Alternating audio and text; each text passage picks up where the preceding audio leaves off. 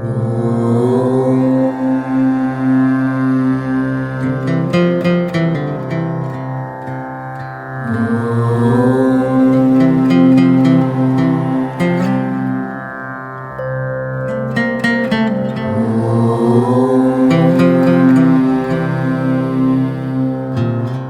morning, everybody.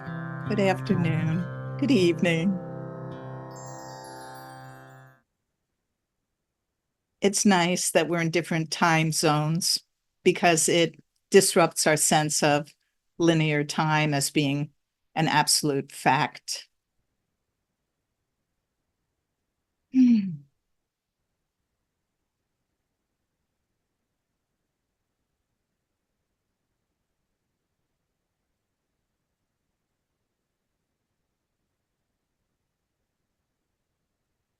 So this is what happens in this moment when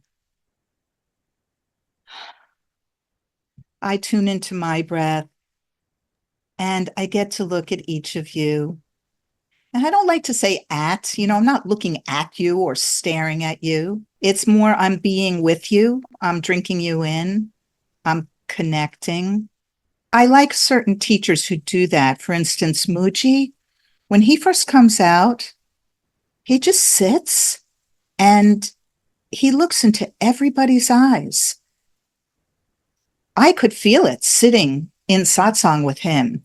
Even when there were many people in the room, I could feel when his eyes came my way, click, and then moving along.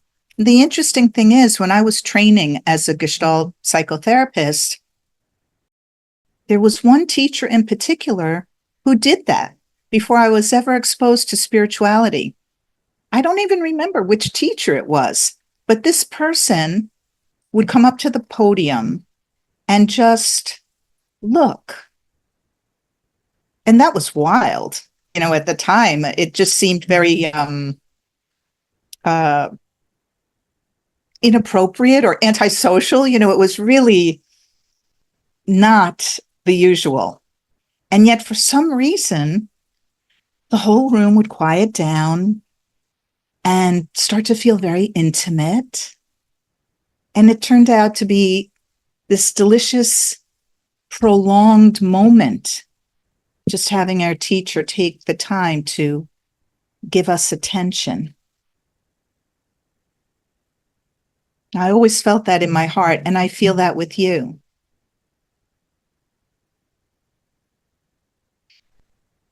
That's one reason I enjoy saying your names. It's a hooking up.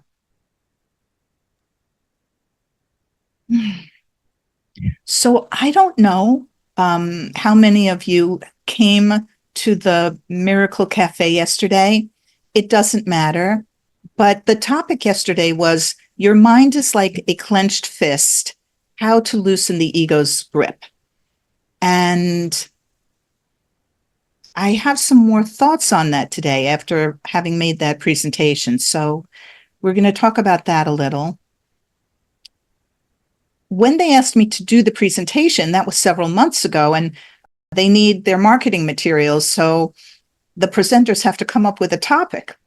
Of course, by the time 3 months goes by, I don't necessarily feel like that's my topic, but I'm trying to stay on topic. I know plenty of teachers who show up that day and say, what was the title of this thing anyway? And they just go where they go, and that's perfectly okay. It's okay with me. Anyhow, I'm sure some people do get irritated by that. Uh, anyhow, then a couple months later, Dan Strodel at Miracle Worker magazine, which I've written for before, asked me if I would write an article for some upcoming issue, the theme of which is letting go of the world.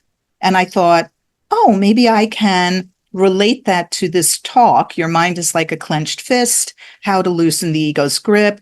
That's aligned with letting go of the world. And so interestingly, I wrote this article and it took on a life of its own, and it kind of changed directions. I would say that it soared. The message soared So that the title of this article became Something Wonderful, a Sense of Greatness Within. You guys, I went from your mind is like a clenched fist, how to loosen the ego's grip, to something wonderful, a sense of greatness within. I was pretty pleased about that. I mean, that is the outcome of working with the clenched fist. So now I'd like to just tune into Nabodhi and see why your hand is raised. Yeah, good morning. I had the privilege of being at the talk yesterday, and it was so perfect, it was just so delicious. Like no matter what came up, it just folded right into, what we were talking about. It was just beautiful. And, I, for one, have to give Amy like kudos, for, she's just such an excellent teacher, easy to listen to. The hour goes fast, because she moves, she keeps it moving, and yeah, it was a delight to be there. And yeah, I just wanted to say you did a fantastic job. Thank you so much, Nabodhi. I think last time you talked about imposter syndrome, and we discussed that a little bit. And almost everybody I know has suffered from imposter syndrome, just feeling like you're not the expert that you're introduced as. And there were some funny things that happened yesterday. One of them was that Ian Patrick was supposed to introduce me, and his microphone just wouldn't work, and he had no volume. And they were concerned about it, that they couldn't give me an introduction. But I always feel like Jesus didn't get these introductions about everything he's accomplished, and it's either you're somehow able to be a channel for truth, or you're not. That's it. It doesn't matter what your background is. So that didn't bother me at all. It was humorous, though. I remember Eckhart Tolle saying when he first did speaking engagements, the very first time, he was very nervous. He's shy and he's not a public speaker. And he tried to prepare something, and he just really couldn't. I feel very much like Eckhart in that way. It's like, toss me a question and yeah, something comes through. Or get me started on a topic and yeah, then I can be a good talker. But tell me to do a lecture. The thing is, I get overwhelmed with, there's so much. There's so many incredible quotes in A Course in Miracles. There's so many creative ideas flowing through that it becomes like a wild horse trying to squeeze it into a time frame or an outline. Yeah, but I enjoyed, and I think everybody else enjoyed and got something out of it. And we can chew on it. Yeah, we can chew. Because we're here to recognize what we already are. We're in an ongoing process of trusting that little by little, we're disidentifying with the person. And to be clear, let's just repeat that Jesus is in the room and that we're following the guidance of the Holy Spirit, which is Jesus's teacher. Jesus is the Holy Spirit, simply a manifestation in human form so that we have a person to relate to. And as we disidentify as the person, more and more we realize that we are equally manifestations of the Holy Spirit, and that becomes our purpose in the world while we're still dreaming. We're waking up. And so even though there's still sleepiness and there's still dream characters here, more and more we're shifting from in the world to not of the world. And the Course prepares us for that and lessens our fear little by little through the forgiveness practice.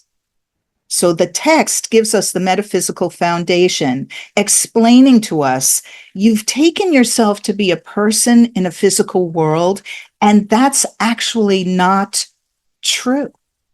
And that's an enormous, ginormous idea to take in and start to digest. And if we welcome it, if there's a sense of truth in that, and I'm going to say there is for all of us sitting here, or we wouldn't be here, then we're developing the trust that Jesus talks about in the Manual for Teachers that allows us more and more to relax into shifting our attention away from the relentless chatter of the ego. And so there can be many periods of disorientation where we're sort of in limbo, recognizing the ego, but not yet really recognizing the guidance. That's still a good place to be, kind of like balancing on a seesaw. It's like, okay, I know that this side is wrong mind because everything that's coming from there is insistent on fear-based information. And I know there's a better way, even if I don't fully believe it. So I'm leaning in the right-minded direction towards the voice for God, the Holy Spirit. And then there has to be that trust to allow, I must be receiving a healing now, whether I recognize it or not, whether it's obvious or not. And I can bank on that healing. I can bank on changing my mind, catching myself sooner and sooner in anger, in guilt, in shame, in anything that's attached to the world or desiring of the world. And that can happen at any moment, in any situation, even the worst situations. That's why I'm so interested in working with the body, because the body is a neutral thing. We're told in A Course in Miracles, the body is a neutral thing. Anything you're feeling in the body is generated by the mind. And I'm not really talking about your personal mind, although that can be very clear sometimes too, that we're causing ourselves a stomach ache or we're causing ourselves to catch a cold. Personally, I've done all those things, or I'm giving myself a headache. I wouldn't think that initially, but I can see, oh yeah, I put this internal pressure on myself, or I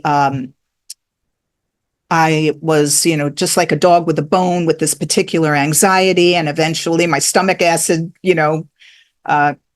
overflowed and I had a tummy ache or a headache or whatever.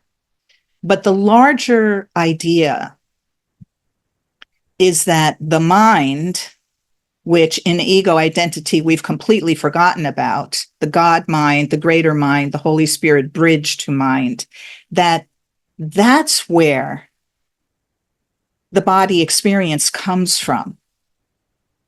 And so if one of us is sick physically, we're all sick physically because we're all connected. So even if I happen to have wonderful health, I'm not just this one. We're all connected, because often people who have physical illness feel ashamed of that. And, that's just another way of, we're either blaming something out there or we're blaming something in here, but it's still externalizing from the unified mind.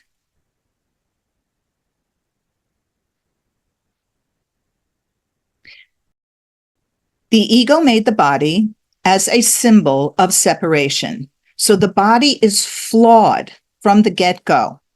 That's what the ego thought system uses the body for, to prove to us, to mirror back to us a thought that says we're separate from God.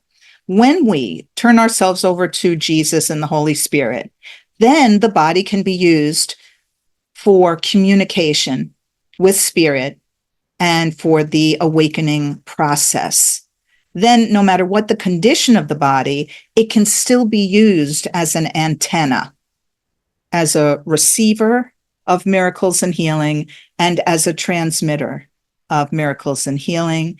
And then that natural transmission, which we don't do anything for it to occur because that's its natural state, is to extend.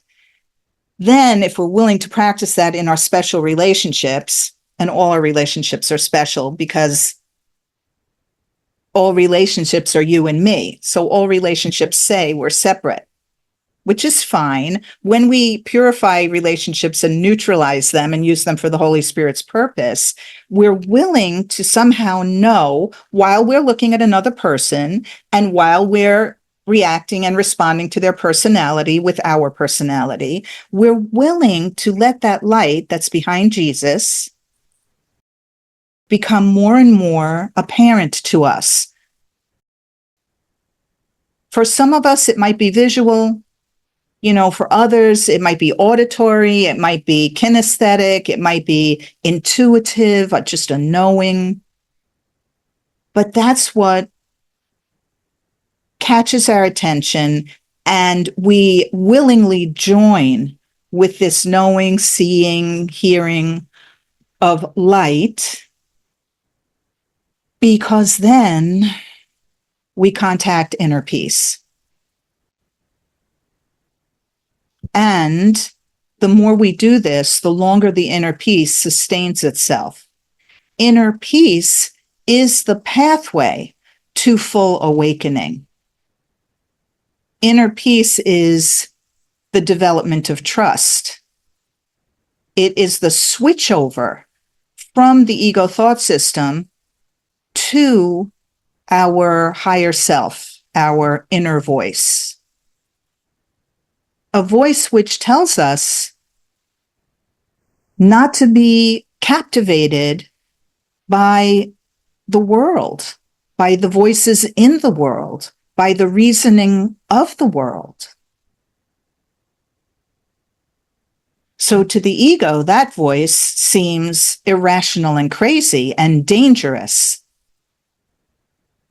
And from the point of view of spirit, that voice is the answer with a capital A. And for most of us, there's a period of tuning into the Holy Spirit and clarifying what is the ego and eliminating that and joining with the Holy Spirit more and more and more. And it's a process. There's oscillations, there's back and forth. And that's completely normal. We're using everything the ego made, so especially linear time, as a seeming process to awaken to timelessness in which the past disappears. You really have to check yourself to see, am I okay with the past disappearing? Because that means all my loved ones disappear. And ultimately, that means I disappear. Am I really signing up for that?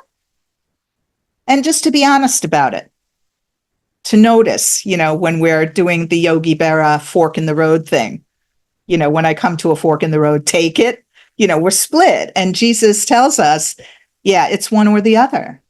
It's ego or Holy Spirit.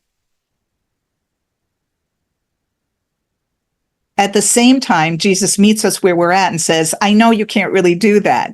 So this is going to look like we're taking a compromise approach. Like if you don't feel well, get treatment, take medicine, go to the doctor, go to a psychotherapist, go work out at the gym, do the things that make us feel secure.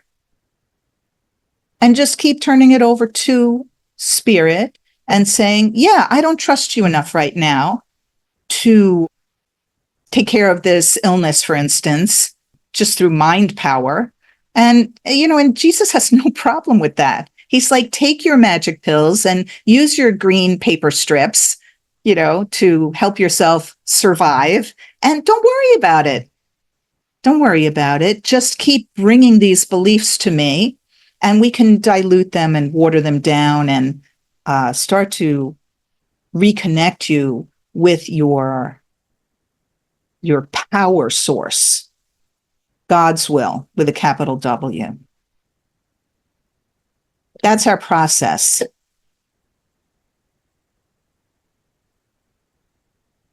And just pausing and allowing a mind boggle, just allowing it, even enjoying it. One thing I realized from yesterday, so I said, your ego mind is like a clenched fist. Now we're talking about the mind. We're not in the realm of the body yet. First, the ego idea that we could separate from God happens in the mind. And then I've told you that in my experience, that first separation from God, the Course calls it consciousness and says that consciousness is the first split from the wholeness of God mind. That for me, that is the Ananda Maya Kosha. That is the bliss layer, the closest layer to God mind that we can be. And it's a state of ecstasy and wonder. And there's an awareness of, so there's other, whereas God is just pure being and just pure awareness. There's no awareness of anything else. There's just the being of, words can't describe it, but the being of life itself, love itself, light, but not sunlight, the light that illuminates the sun. There's that. And so there's every reason that at that first split of consciousness, where we've been curious enough about this ego idea that we could separate from God, that we would just ebb and flow. We would just flow out of God, be in a state of awe, wonder, and ecstasy, and flow back into God. And that whole imaginary, tiny, crazy thought, done.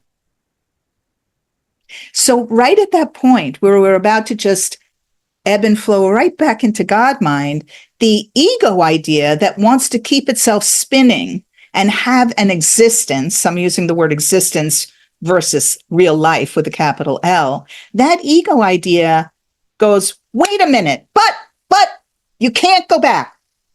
That's the clench in the mind. That but that startles the Son of God and is a sound unlike anything it has ever heard before, and is filled with terror and danger and threat, is the ego's big idea about how to keep itself spinning. That's all it is. And the Son of God, for the most part, is consumed with that frightening sound and gives all its attention to the ego. And that's where the Son of God becomes identified with ego. And the ego says, and it makes no sense, and the ego gives us laws of chaos, not laws of God. The ego says, you've done an amazing thing. You deserve to be patted on the back by God. But God is not patting you on the back. So obviously, he's enraged with you. You have stolen God's life from him in order to have life yourself. You have killed the creator. And not only that, the creator is going to rise from the grave and hunt you down and never stop and never forgive you. So that's where unforgiveness begins too. It doesn't make any sense. And that's why Jesus is leading us back to this ego logic, which there is a method to the ego's madness, and within its own wheel of logic, it makes sense. It's airtight. But if you rise above it and look down, you see it for what it is. Now, let me just pause here and say that Ken's wife, Gloria, wrote a book with Ken, but it was mostly Gloria's book. And it's called Awaken from the Dream. I have it right here. And she had a personal experience of this, which you might find interesting, you might relate to, which is that I want to be accurate to what she wrote. She said, when the tiny mad idea entered the mind of God, that the Son of God really fell into four groups. So let's say part of the Son of God chuckled. And that's the antidote to everything, is that the problem was we remembered not to laugh at the insanity and impossibility of the idea that we could separate from God. And we took it seriously. That's the real problem. So part of the Son of God's mind simply chuckled at the nonsense of this. Then three groups emerged that listened to the idea, you could say. She says one was the light group, one was the dark group, and one was the in-between group. The light group stands firm with the Son of God that chuckled and says, pay no attention to that. It doesn't mean anything. The dark group is very consumed with this idea that it can be on its own. It likes it. It's plunging into the shadows and hiding out, and it's gleeful about this situation. It's into it. The in-between group is listening to the light group, but it's also listening to the dark group. This is Gloria Wapnick's experience. And in listening to the dark group, this in-between group feels a great sense of responsibility to do something. And that's the trap. So it's imploring the light group to help it do something. It keeps turning to the light group and saying, this dark group is terrible. It's evil. It's vicious. It's bad. You have to help. And the light group keeps saying, come to us. Do not listen to the dark group. And even though Gloria in the in-between group knows that she should go over to the light group, she can't. Something is too gripped by the momentum, the gravity of the pull of the ego. And she just keeps reverting to, but we have to do something, and descends with the dark group. So when we get into the physical world, which the ego then tells us, come with me, I can protect you, even though the ego got us into this mess. It says, follow me, trust me, I'll take care of this. The dark group goes, and the in-between group goes too, to try and rescue us from the ego and the dark group. And that's the descent. But the memory of God is always within us. The light group remains within us. The light is behind Jesus right there. He's within the light is within him. Okay, I'm going to take a breath, because that's powerful for me to even relate to you that she had this experience, because the way she wrote it was very gripping and powerful. And at the time I read it, it really explained things to me about being in the middle group. We're do-gooders. We have the face of innocence. We don't see ourselves as being the same as the dark group. But once you've gone with the ego, it's all the same. We're evaluating and we're judging and we're thinking we're better than, and we're all in the same mind trap. You don't have to think of yourself as bad. That's not going to do any good. It's just fascinating to realize that being in the middle group is a whole problem in itself. And it may explain a lot of things to you about, the dark group may be the people who are happier remaining unconscious in this particular lifetime, and very happy blaming others, and very happy being indignant about being the victim of this or that, and life isn't fair, et cetera, et cetera. But the middle group is righteous about being good. And that's really no better in the end. And I was so powerfully touched by Gloria's book that she was there with Ken. It was an out-of-town conference. Does anybody remember? Is he in Virginia? Where's the Edgar Cayce Institute? So I think I went to see Ken in Virginia. Anyway, I went up to Gloria and I thanked her for that book. And she was, she was very present and grateful with me. We had a beautiful moment together.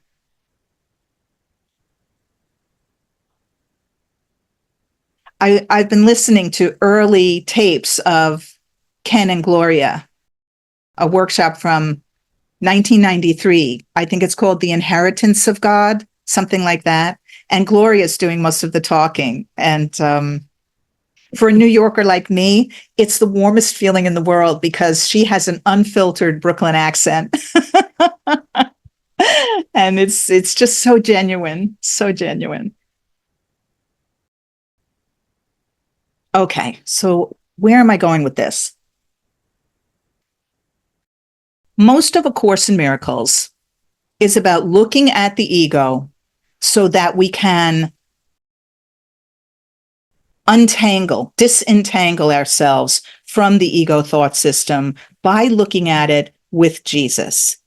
Many course students only pay attention to the loving parts of the course, and they read it. It's a selective reading. They sort of just don't tune into how vivid Jesus is about the savagery and the viciousness and the bloodthirstiness and the kill or be killed, eat or be eatenness of the ego, which is all through A Course in Miracles.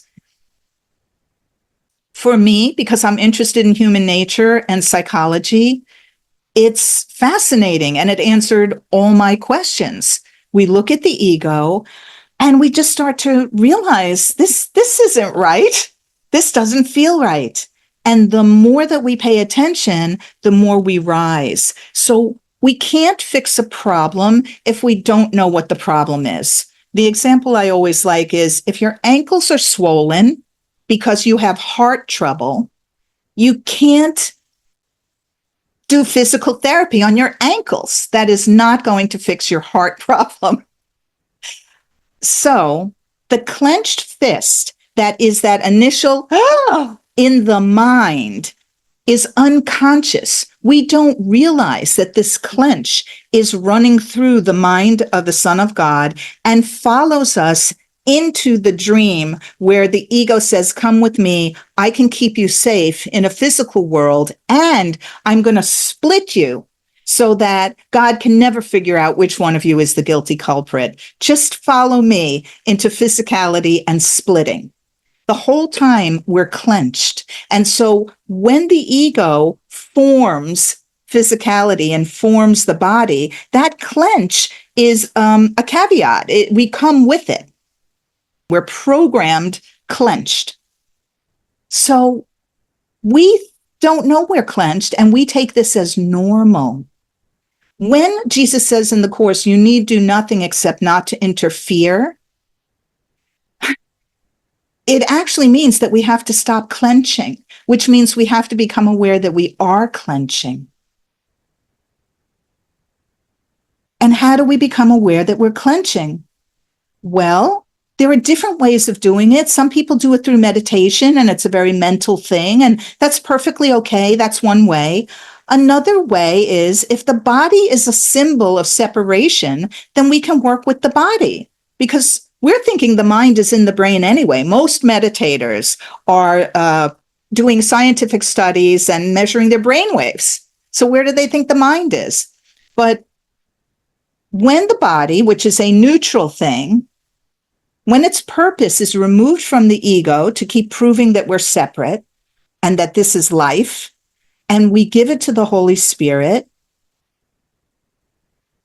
then the body becomes a communication link, an antenna, and an antenna won't work if it's blocked. It doesn't have receptivity. How can it receive the signal if we're clenched against it?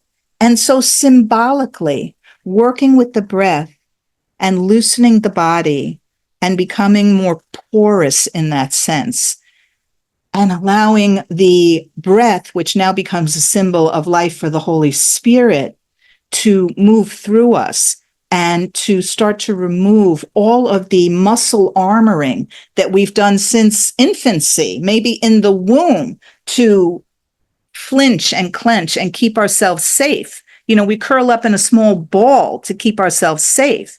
If we start to relax, then we become more communicable, not in an infectious disease way. in a receiving healing way. That's what the miracle is. It's a healing. Okay. I hope that that was clear. I have a whole stack of very interesting quotes from the course that I could read to you. And if you'd like, I can do some of that. But let me just check in and see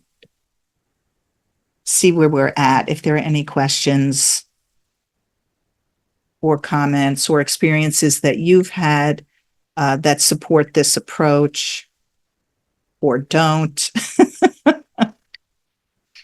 Okay, I'm going to do Audrey and then Bill. Okay, thank you. So I just had two things. First off was, you've said this before, you know, the fork in the road and all that, but all I see in that is to go straight. I'm like, don't take either way, just go straight. So what is that? Well, my own path. I'm like, I'm going my own way, but not Audrey's way. Just whatever. Well, if you're going your own way, but not Audrey's way, what way is that? I don't know. I'm confused, which leads me into my second part. Okay. Of the whole, like I've been doing this wrong, quote unquote, because I'm confused about what I'm asking for. And the confusion is in thinking I can turn everything over, like, oh, what am I going to have to eat? What should I wear today, Jesus? What do I do? What do I say? Like all the time, ask, and go with that, which is ego anyway. I know that, but then I'm not asking in the bigger sense at all, ever. I'm never going up to the level of saying, help me to see what this really is. I'm just stuck in this, I'm just stuck in the ego asking for things. And I'm confused because it says both things in the course, but then I heard you talk about asking for correcting the whole misunderstanding to begin with. So yesterday I mentioned about changing the conditions. So I mentioned that in A Course in Miracles, and to Helen Schuckman herself, Ken tells us a story where she says to Jesus, what can I say to this person who had some kind of very painful problem? And Jesus said to her, do not ask me what to say to this person. Ask me instead to change the conditions for viewing the situation. And what he meant by that for Helen and for all of us is, do not drag me into your dream and make your dream real by having me tell you what to say to this person and that person and change the effects of the dream. Ask me to show you the cause of the dream so that you can change your mind. You have free will. You're the one who gets to change your mind. You can continue dreaming and interacting with the hallucinations and delusions of your dream, and you can keep telling me they're real and they're crucially important. Or you can come to me and say, tell me again about what's causing this dream, and then I can show you the cause. When you see the cause, that you followed a tiny mad idea and took it to be real, you can decide with the power of decision and the ability to choose again, because you have free will, whether you want to continue dreaming or not. And when we enter into that higher state with Jesus, typically something comes to us in terms of what will be said or what will be done or what will not be done or said. I'm going to call that right action. Right action will become clear to us, or just trusting our presence, that there's no need for action and maybe no need for speaking, but there's just a quality of kindness and love and certainty and calm to our presence that will be very healing in whatever situation we're in. Now, it's not bad or wrong to ask Jesus, what should I say to this person? What should I eat today? What should I do? But using a metaphor in A Course in Miracles, the ladder to heaven, which I think is in the text and also in the supplemental pamphlet, The Song of Prayer, which Helen scribed about a year after the course was published because there was so much confusion about this very point. So we should read the Song of Prayer, all of us. Again, I've read it a few times. And using the metaphor of the ladder, at the bottom rungs of the ladder back to the kingdom of heaven, we can start with our usual prayer. It's just a typical human prayer. Please heal me of this illness. Please heal my child. Please help me get that job. Please help me stop drinking. Whatever that human prayer is, it has to do with our personal story. We'll stay at the bottom rungs of the ladder. We may even get results. We may improve our story. We may, recover from an addiction or an illness. All of that might happen. Helen and Bill got taxi cabs in rush hour when nobody else could. There's nothing wrong with it. It just keeps you at the bottom rung of the ladder. And for those of us who really are interested in rising up this ladder and going home with a capital H and fully awakening from the dream, what is challenging, but little by little becomes empowering, is praying the way we're told to in the Song of Prayer, the way we're told to in chapter 3. The only really meaningful prayer, the forgiveness prayer, is, I request to recognize what I already have, which is inner peace, and what I already am, which is spirit. When I recognize that I'm spirit, all life situations are seen through that lens, and it's very different. We're not in God mind yet, but we are in what Jesus would call the happy dream. My sense is, as you climb the ladder, you reach the happy dream, and we move in and out of it, where when our state of mind is tuned into this higher God vibration, we're seeing everything differently. We're not making personal decisions. We're in a flow. And then above that is the real world, which is right there at the gates of heaven, just using this metaphor. And you don't remain in a human body very long once you've reached the real world. I hope that that's where Ken was when he got non-smokers' lung cancer, which seems so unfair. I'm just hoping that he was burning with the truth and reached the real world and zap, he was fully absorbed back into God mind. That's the difference. Another way of putting it is what I said before, that we don't want to pull Jesus into the story and improve our personal story. We want to rise up. We want to rise up. So at one point when I was in a crisis in my first marriage, I felt like the Holy Spirit came in a helicopter and that I was being rescued. And it felt to me like the whirlybird thing of the helicopter was beating, and that I was reaching for the edges of the helicopter to pull myself up. And it felt to me like the helicopter was Holy Spirit and I was me trying to get out of a scary situation. And then I was begging, please stay just a minute more. I'm almost in the helicopter. And it felt to me like God abandoned me and flew off, that it took me too long. But I came to realize that I was the one letting go. That helicopter would hover there forever. The Holy Spirit just sits and waits patiently. I let go. And this crucial point, my kitten story about, God, you gave me a kitten for my birthday. It's here in the parking lot. And then when I go to pick it up, it runs away from me. Why are you taking my present away? And I knew better by then. I knew that couldn't be what was really happening. And Holy Spirit clearly said to me, in this situation, Amy, You are in the role of Holy Spirit with that kitten. You're willing to give it everything, unconditional love, nurture, shelter, protection, everything. And that kitten runs from you. That's what you do, Amy, with me. That's what Holy Spirit told me. You come to me, you're willing, you show up, but when I answer you, you run.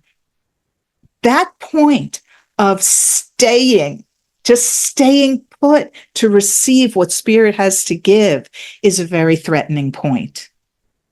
So that's where I've been for the past 3 years now, is really working the edge of staying.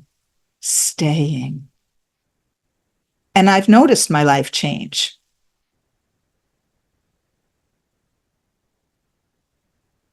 Yeah. Does that answer the question, Audrey?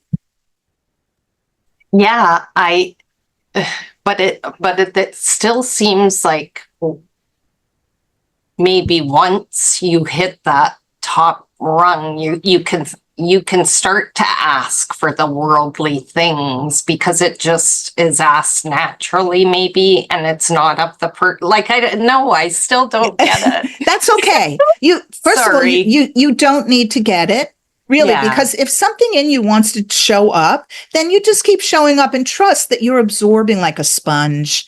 You don't really need to get it with your head. And there can be what Rupert Spira calls a concession, or the Course calls a compromise approach. So sometimes when I've been very gripped by a personal problem, I'll say to Jesus, I'm sorry, but I have to beg you to help me with this problem. And okay, now that I got that off my chest, I'm going to do my prayer to request that I recognize what I already am, that I am spirit, and therefore I am timeless, I am formless.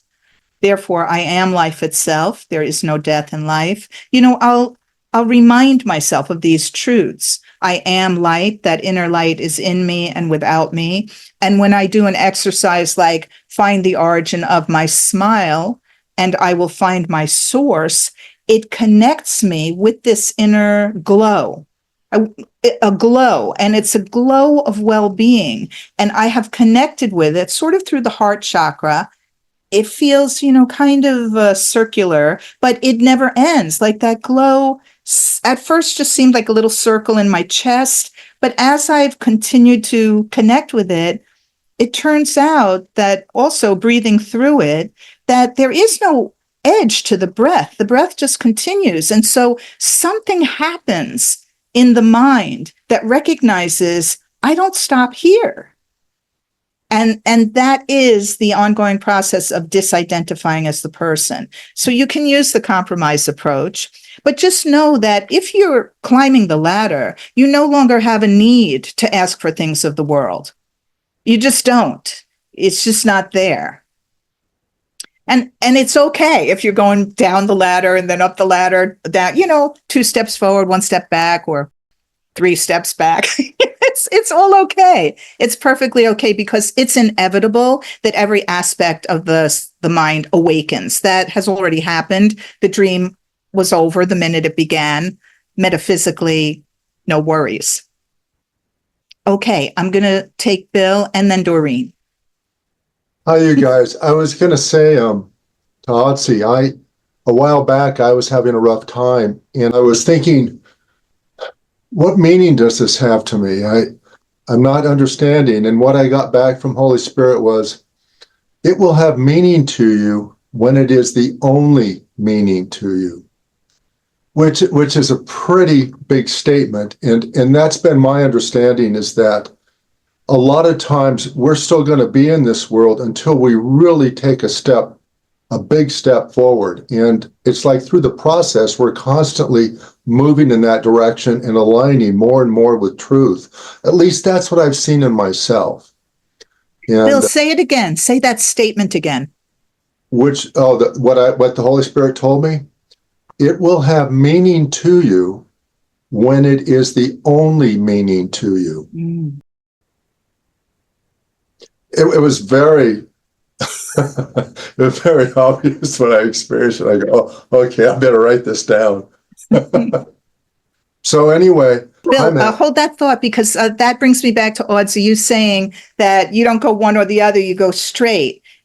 It will have meaning to you when it is the only meaning to you. The Course is uncompromising. There are two choices, the ego or the Holy Spirit. If you're going straight, that sounds like Audzi.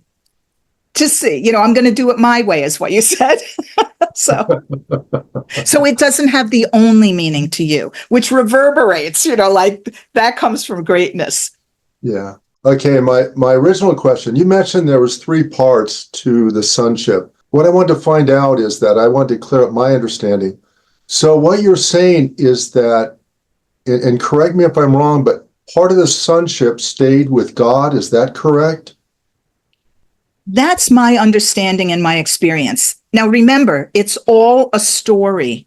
It's just a story in language, meeting us in the ego thought system to communicate with us. So it's just a language to communicate with us. And none of this is really true, actually, but it's just the best we can do while we're limited. Well, the reason why I'm asking is that I know that Jesus says he needs us as much as we need him. Yeah. And what I also got, and if I remember this correctly, the Course says somewhere that we can only return as one. Mm-hmm.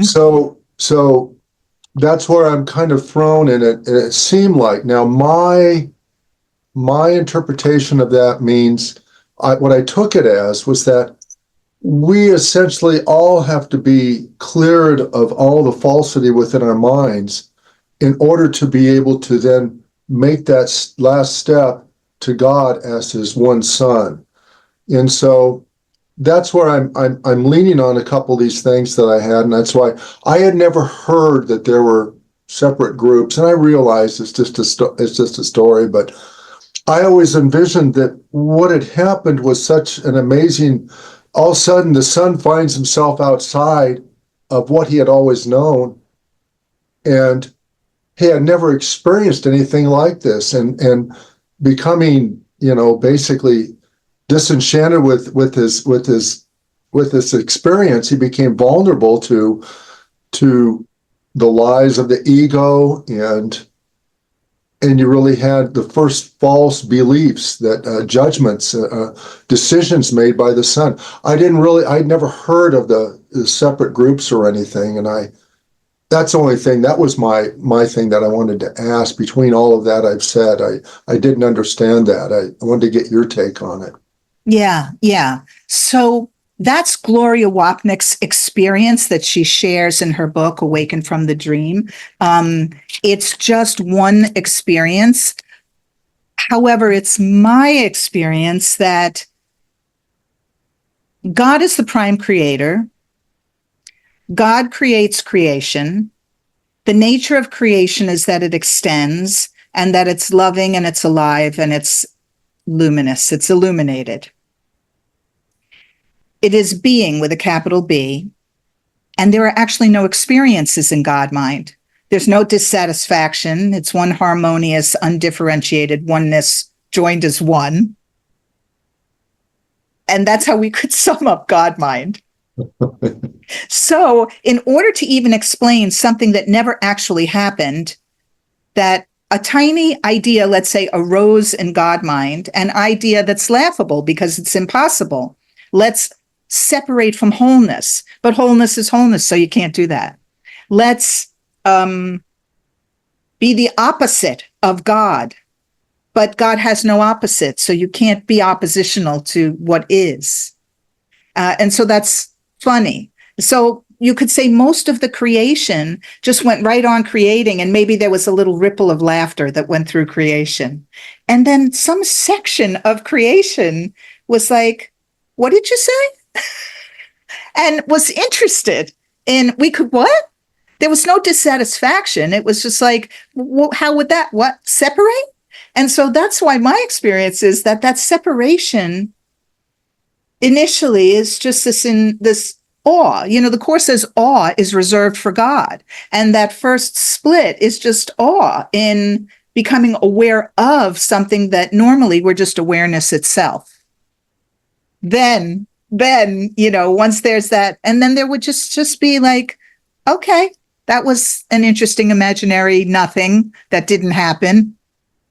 But when this idea starts to take hold and says, wait a minute, come with me, that section seems to divide into, she says 3 groups, but I think the first group is just the light group that doesn't go anywhere.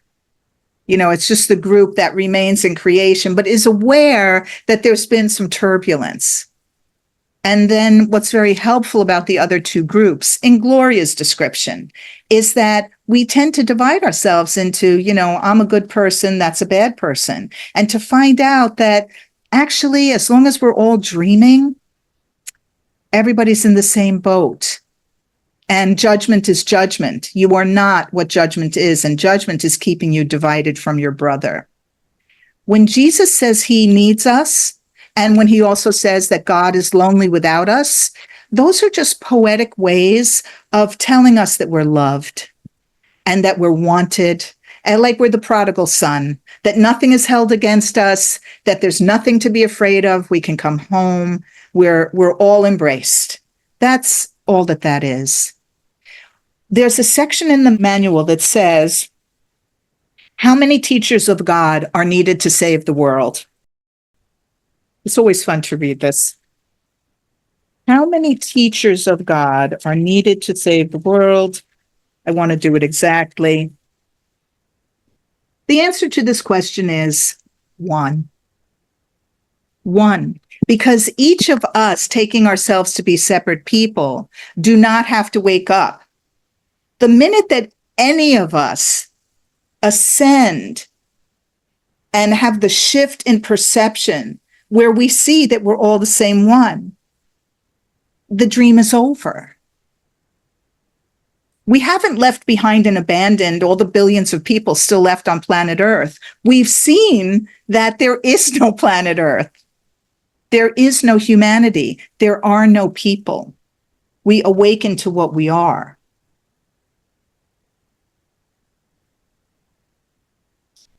Paradoxically or contradictorily, each of us has the free will to do that, and we can't force it on anybody else. But when we withdraw our belief from this dream, it is seen that what we are is not a human person. And that's how we save the world. That's why the spiritual teachers, Muji or ancient Greece, Socrates, I think, or Athena, or I'm never good with the Greeks, but, they always say, know thyself. In order to solve the riddle, in order to save the world, find out who you really are. And that is the rescue mission.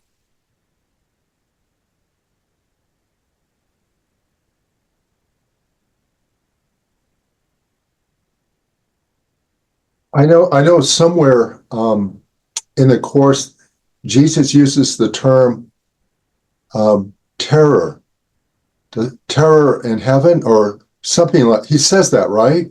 He definitely uses the word terror. Yeah.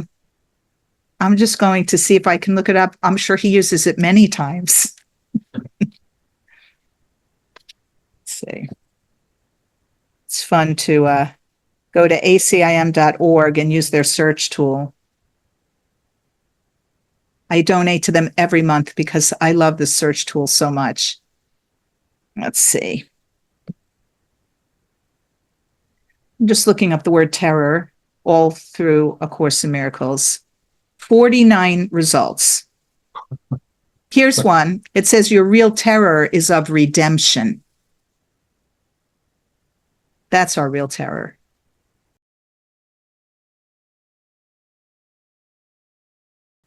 Who are afraid to be saved, because to be saved means to be undone, to lose personal identity.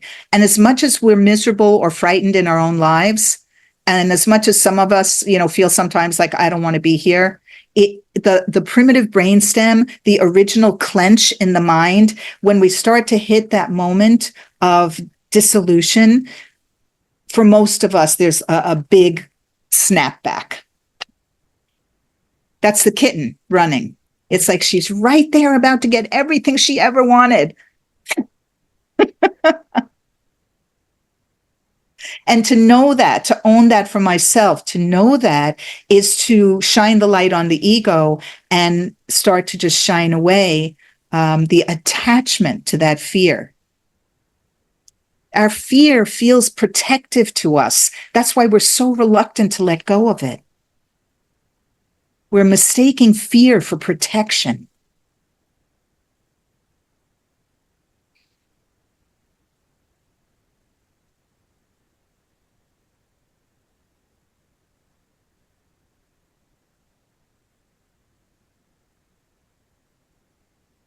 Thank you, Amy. Thanks, Phil. Go ahead, Doreen. Yeah, hi, Amy. Wow, what you just said contains so many valuable insights. At the beginning of this session, you mentioned that peace is the foundation of the awakening process. And I very recently experienced, after making a decision that greatly helps my inner peace, contributes to my inner peace. After I made that decision, I initially was confirmed by the Holy Spirit that that was a really good decision. And I felt a lot of joy and peace, and I was, skipping over the pavement when doing errands. And then the attack of the ego came. That's what I wanted to share with you and everybody. Mm-hmm. Because I experienced such a vicious attack of my ego, or I should say the ego, because I am not my ego. And that was very uncomfortable, but I'm not going back on my decision that the Holy Spirit confirmed is contributing to my peace. I wanted to share this with you and with the rest of the group. And maybe you can give me some input, Amy, on this. When going through this vicious attack, I give it to the Holy Spirit. Maybe you have other suggestions how to go through that, because it's very uncomfortable. Well, first of all, I appreciate your vulnerability. And I'm so glad that you recognized that it was an ego attack. That often happens for all of us, that we make a decision, we do something, and then self-doubt or criticism creeps in afterwards. So you made the decision, and then the Holy Spirit confirmed your decision. So just checking, do you think you made that initial decision on your own as Doreen, or do you think that habitually Holy Spirit is working within you, and that decision was made with the Holy Spirit in the first place? Yeah, I really gave it to the Holy Spirit continuously what to do with this certain situation. And I came to a decision that I had a lot of peace about after prayer and after giving it to the Holy Spirit. So I am convinced that it was a wise decision that would contribute to my inner peace. I know what you mean, Amy, with your question, because what you want to know is if I made it with my ego, basically, out of fear, or really from a place of openness to the Holy Spirit. And I gave it a lot of thought and prayer. I didn't make this decision just rashly.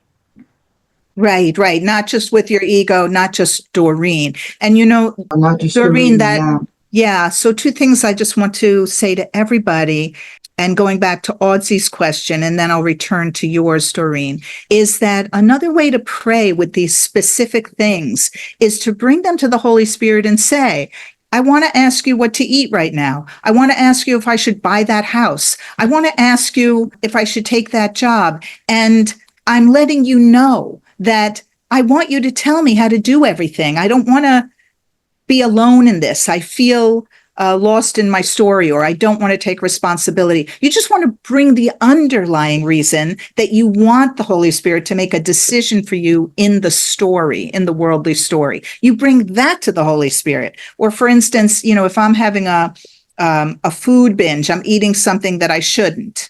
Like I really love Junior Mints, and I shouldn't eat a whole box of Junior Mints at one time. But if I'm doing that, I'll bring it to the Holy Spirit, and say, here I go. And it feels out of control. And I'm just letting you know. That's all. So we can bring things and it becomes habitual. And then you'll notice that decisions are made inside and they feel right and they feel aligned with spirit. And you get confirmation from spirit. Yes. And that's part of the practice, is that you're habituating to getting guidance on a regular basis. You don't have to ask every, moment throughout the day. So then, Doreen, are you willing to do a little hot seat work? So let me just define hot seat, because it sounds scary. Hot seat sounds scary. And it is scary.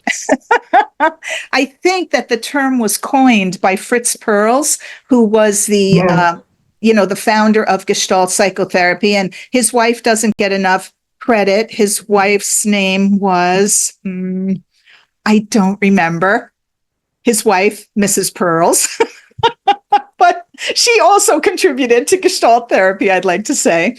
And, when you get up and you're working in a group and Fritz is sitting across from you and you get into that chair, you're willing to be exposed and you're willing to be challenged and face things that might be uncomfortable and face them publicly. And Fritz was not always nice, by the way. So, he could be intimidating. And I think they called it hot seat. And it does feel like the hot seat, because even if the person across from you, the facilitator, the counselor, the therapist, whoever it is, even if they're kind, kindness doesn't always feel kind,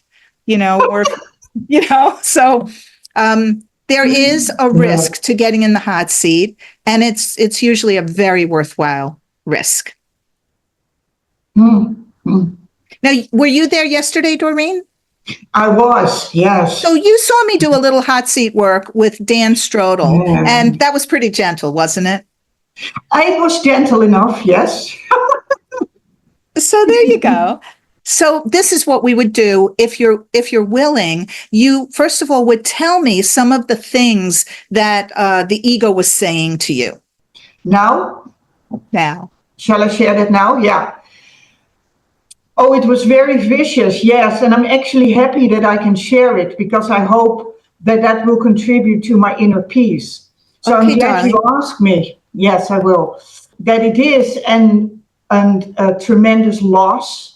And that it will lead to lost opportunities, so that it will have very negative impacts in the future. And that is really a theme that the ego comes up with.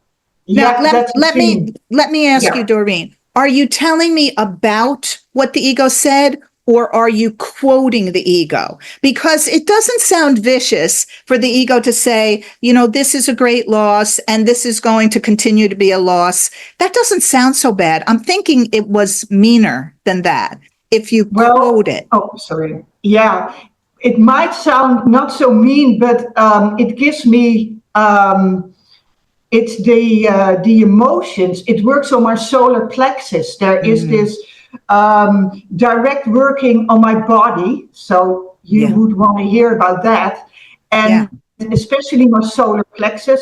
It causes a lot of turmoil, and so it's not very pleasant, and it is very vicious because it comes with feelings of personal failure and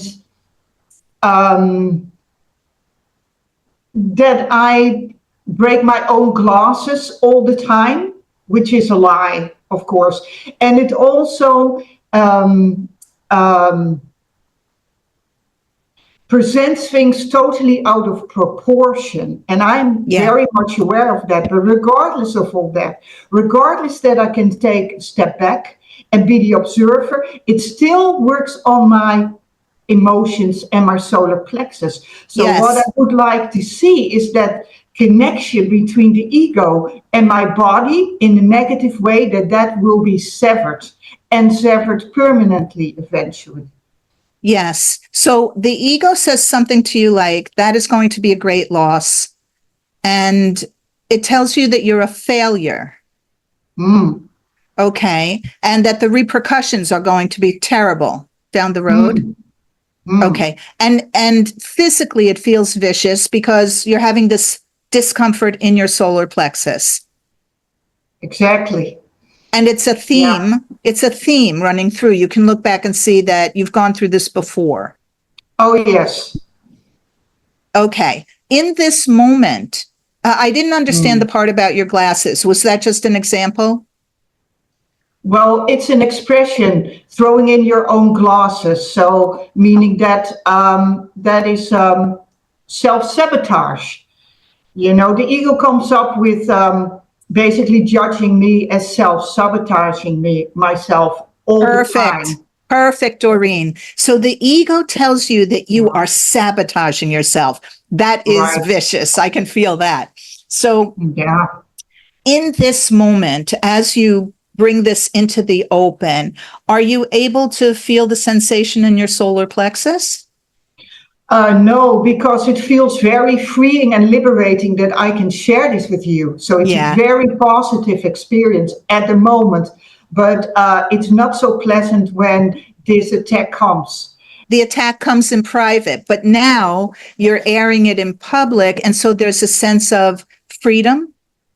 Freedom, yeah, that's why I do it. Because it's Okay. very freeing to share it with my brothers and sisters, which you all are. Yes. Yes. Yeah. And so what we would like to do in this instance, since this is your experience that you're feeling liberated from this attack, is to have you breathe consciously, which means Mm, just notice your inhale mm, and notice your exhale. And we have all the time in the world. So you're mm, going to allow the breath to tune you into the Holy Spirit mm, and recognize the Spirit is within you. mm, And allow your rib cage to expand on the inhale and allow the exhale to release any excess tension and just start to luxuriate in the sensual pleasure of the breath, which is supportive when it's used by the Holy Spirit and mm, it's life affirming, mm. Yeah. it's healing Yeah. and it's loving. Mm. And nothing is really a mistake in this world because if we lose everything, that's always a big opportunity to tune into spirit. So Yeah. Yeah. Yeah. that's Mm. just an ego interpretation, that you're sabotaging, or it's Mm. just good to notice the voice of the ego and decide against it. Yeah. Decide Side against it. duly noted. That's your point of Mm. view. I'm going to turn Mm. my will over to the Holy Spirit now. And one way to Yeah. do this is tuning into your breath. Yeah. Mm. Because, the breath is also soothing the nervous system. It's regulating the endocrine system, our hormones. We're self-regulating. When we meditate, it's more powerful than oxycodone and heroin. It's been shown that, and I know personally that if something upsets me, my body Mm. registers it instantly, epinephrine, cortisol, the Mm. biochemistry of the body is so responsive to which teacher we choose, the ego or the Holy Spirit. So what we're doing right now is we're reinforcing your connection with the Holy Spirit, Doreen. Mm. And then you can remember this. And when you start to experience ego attacks, Mm. just choose again. And you can choose your breath. That's one way. Mm. It's very heartwarming to have you just really absorb Mm, right now in the present yeah. moment. Mm, Thank you, love. mm. Is it Thank you, good? Amy. You're welcome. That was the hot seat. It's not always so bad.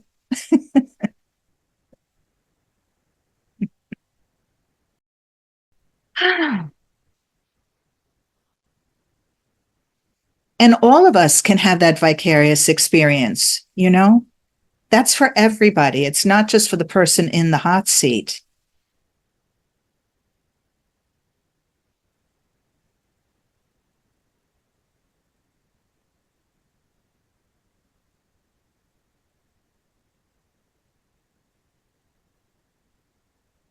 Should we play some music? Feel free to dance, you guys. Feel free to get up and shake it out. This is a song called Happy by Pharrell Williams, but it's not the official version with Pharrell and his gang dancing. It's at Muji's ashram in Monty Sahaja.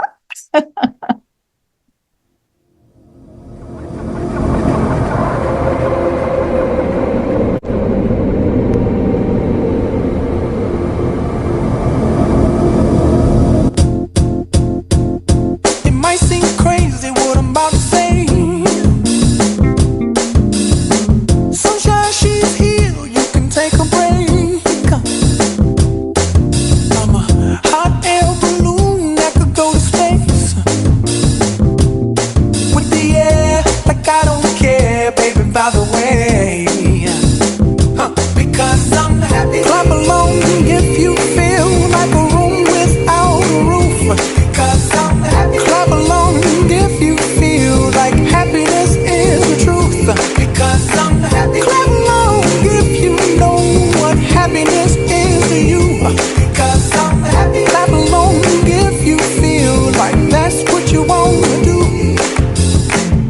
Here come bad news, talking this and that. Well, give me all you got and don't hold it back. Well, I should probably warn you, I'll be just fine. No offense to you, don't waste your time. Here's why. Because I'm happy. Clap along if you feel like a room without a roof. Because I'm happy. Clap along if you feel like happiness is the truth. Because I'm happy. Clap along if you know what happiness is to you. Because I'm happy. Clap along if you feel like that's what you want to do. Hey, go. Bring me down, can't